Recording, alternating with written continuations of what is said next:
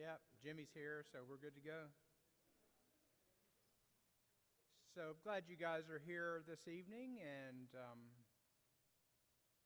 Lent starts today, right? We'll pray together.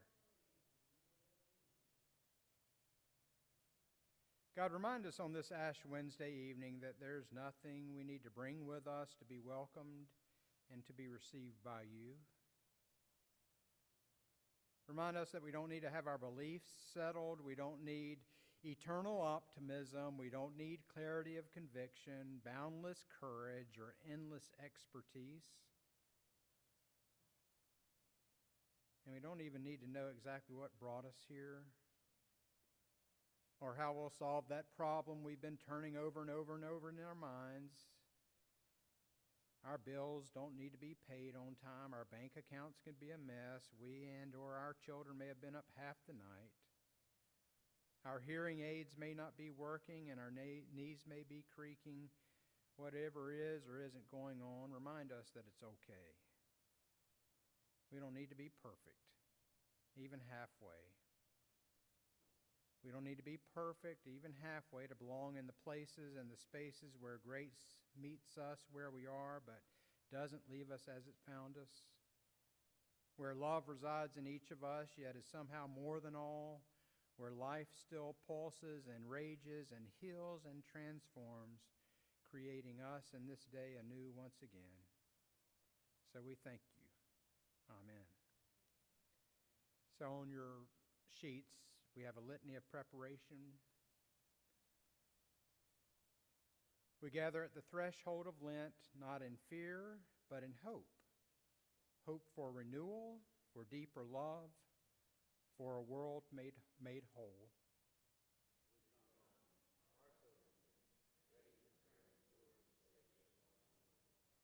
The ashes remind us life is precious, fragile, and fleeting.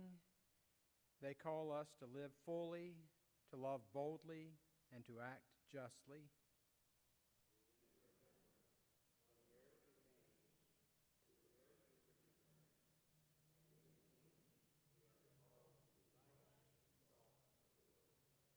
This is not a season of shame, but of awakening.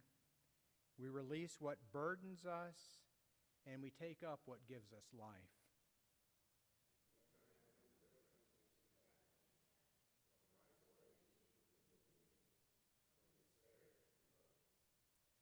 Holy One, breathe into our dust the breath of new beginnings.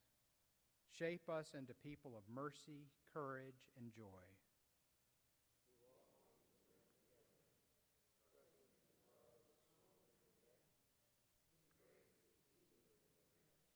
Amen.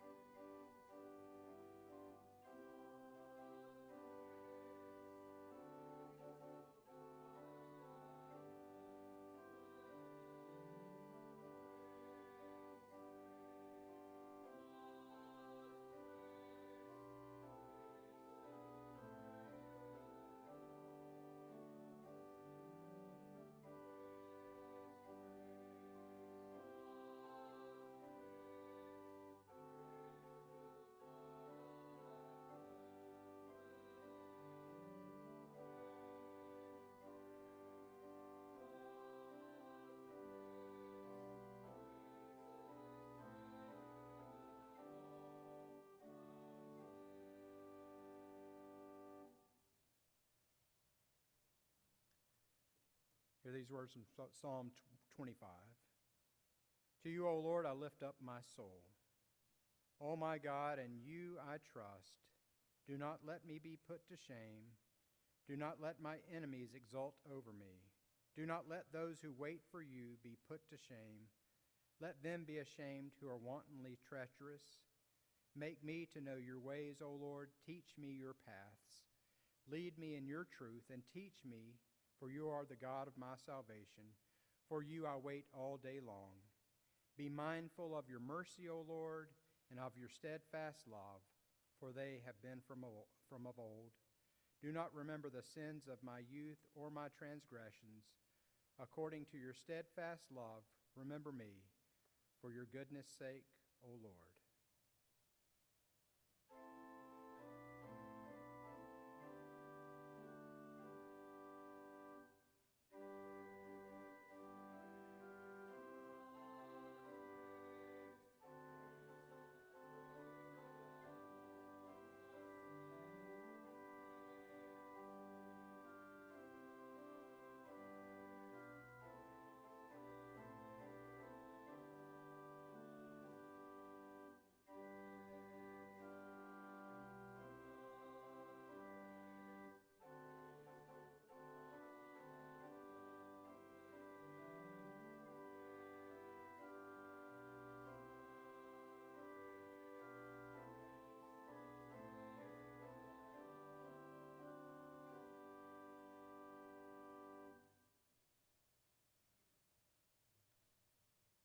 Join me now in our litany of confession.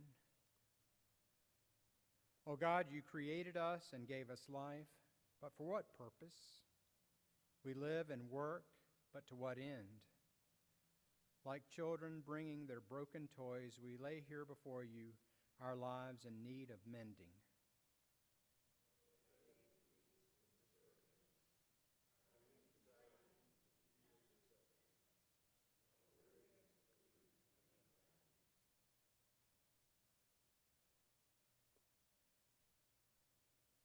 O God, who sent Jesus to live among us, to tell of your love, to show us the way of love, we bring to you our broken loves.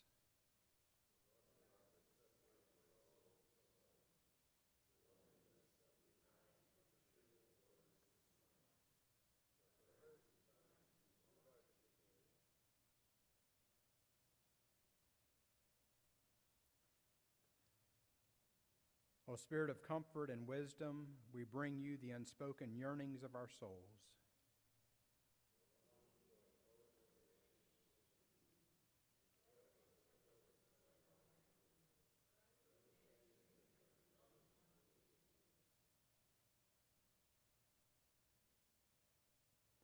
God have mercy, Christ have mercy, Spirit have mercy.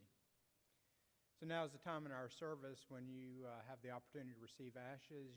If you choose to have to receive ashes, you can have them on your forehead, or if you want them on your hand, just hold out your hand and I'll put them there. If you don't, that's fine too. No pressure. Come when you're ready, if you're ready.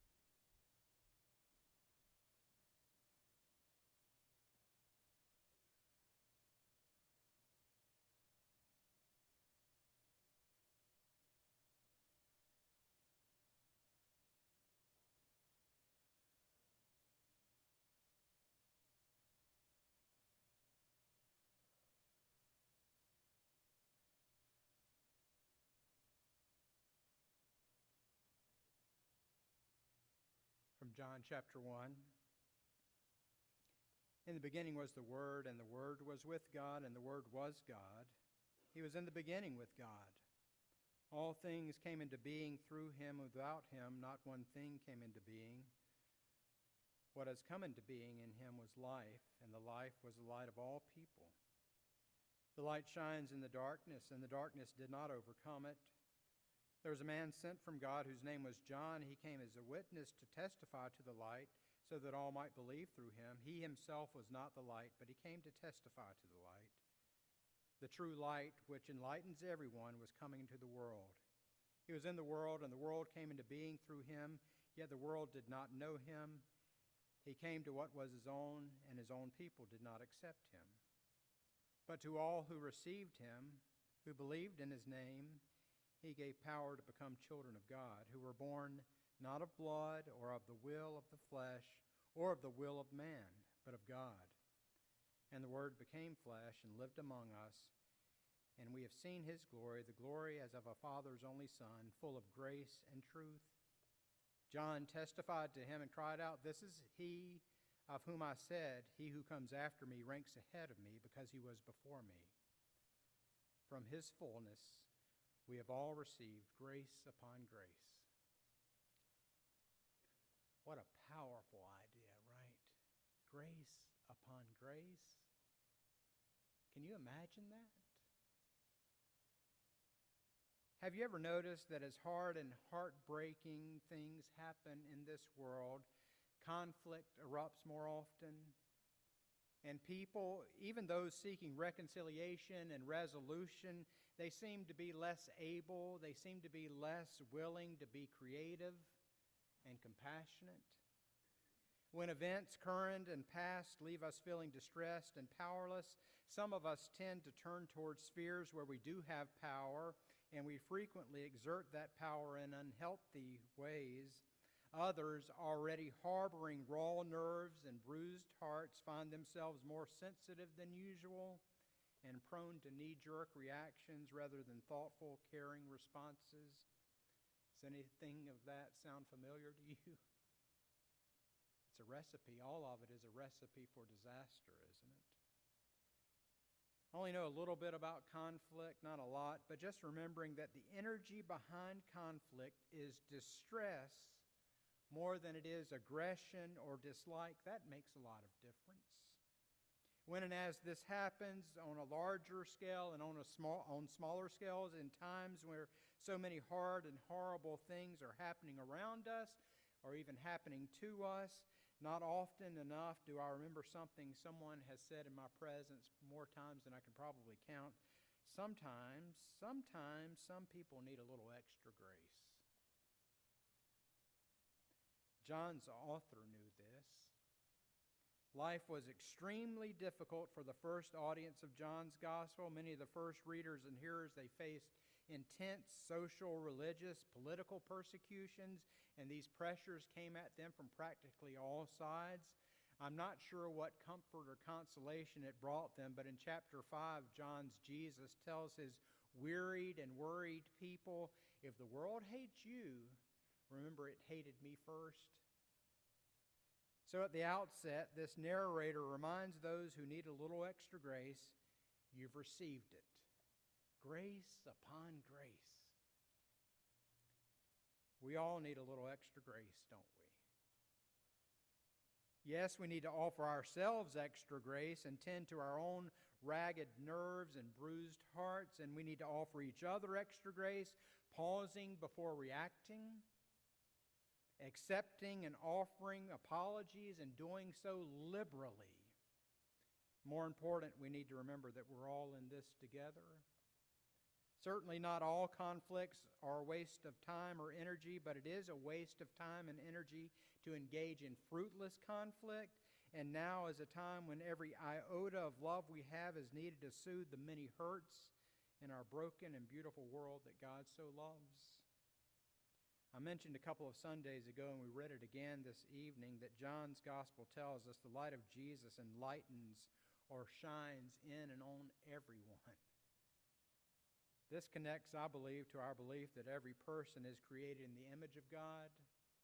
We could say born a replica of God's divinity. Some people call it the God within. Some people call it the light within. Others refer to it as the inherent worth and dignity of every person. Whatever words make sense to us, we all have it. All of us. And we invoke the spirit of it for ourselves and for others when we practice something, grace upon grace.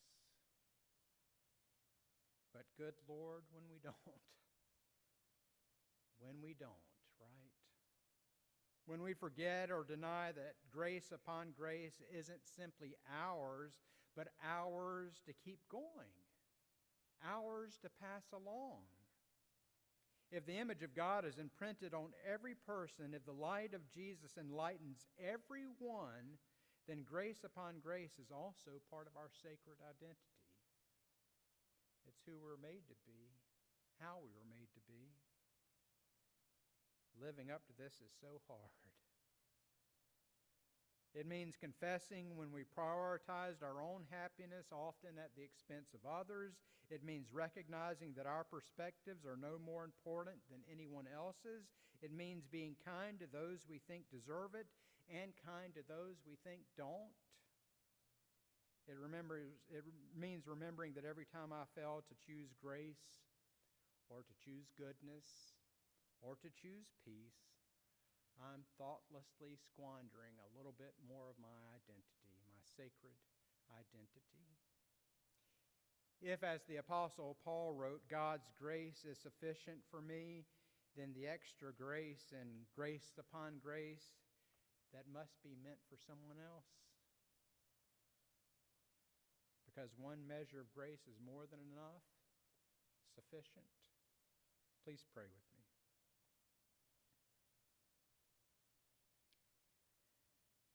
That which is in us and all around us, and which constantly draws us to our holiest selves, please never stop. Even in those tiny moments when we feel emboldened by our own righteousness, bring us back to godliness and grace.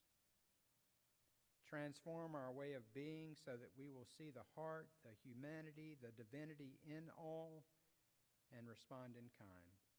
Amen.